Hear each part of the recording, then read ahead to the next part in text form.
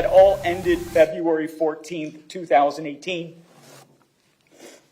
The day that Alex was taken from us was the day that my family was permanently broken. The father of MST victim Alex Scherer testifying through tears today. His other son Brian reading a poem they found that Alex had written on the day of the MST massacre. Meanwhile, late today, we learned the jury will go to the scene of the shooting tomorrow. Local 10's Christina Vasquez live now with more on what happened in court today. Christina.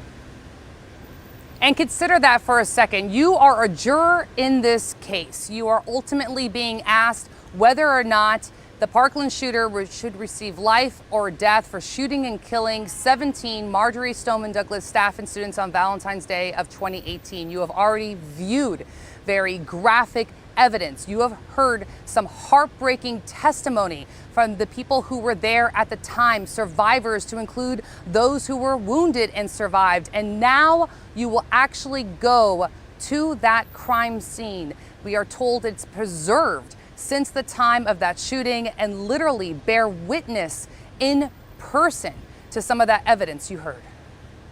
Jurors will visit the bullet-riddled 1200 building at Marjory Stoneman Douglas, preserved as a crime scene since Valentine's Day 2018, when the gunman shot and killed 17 staff and students and hurt another 17. They will witness bloodstained classrooms, alcoves, and hallways, and then return to the courtroom to hear from more family members share how their lives have been shattered.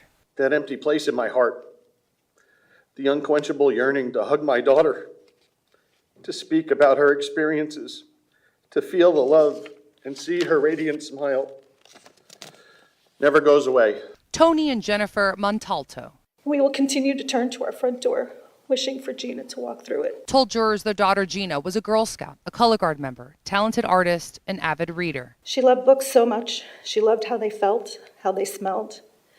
And she once told me she wanted to live in a library. And they shared the way her death has impacted their son. How the anger, depression, and sadness that comes from his grief has shaped the outlook on the world. My son, my forever 14-year-old little boy.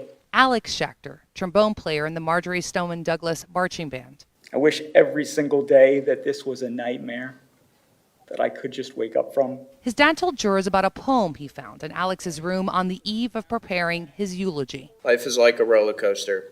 A free verse poem by Alex Scherer. Ryan Scherer reading his brother's poetry to jurors. It may be too much for you at times.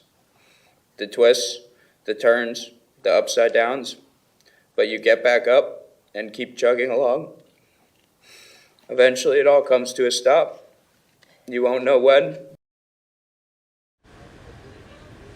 And for Alex Scherer, that stop happened where you are looking live from Sky 10, the 1200 building of Marjory Stoneman Douglas, the crime scene in this heartbreaking school shooting case. Now, there are some rules for this jury view. Consider that in Florida state statute, this is not considered evidence. This is a view of where a crime occurred. The judge telling the jurors just a short time ago some of the rules. That includes that they are allowed to explore the 3 floors, to include classrooms that are relevant. And what that word means in this context are classrooms in which they have heard testimony or seen photos of events that have taken place. So this would have been, if you remember, some of the folks who were shot and killed in those classrooms and hallways, and those who were wounded and hurt. They're also not allowed to touch anything, and they are being asked to avoid any non-verbal motions like looking at each other perhaps and pointing at something. We'll have much more on that coming up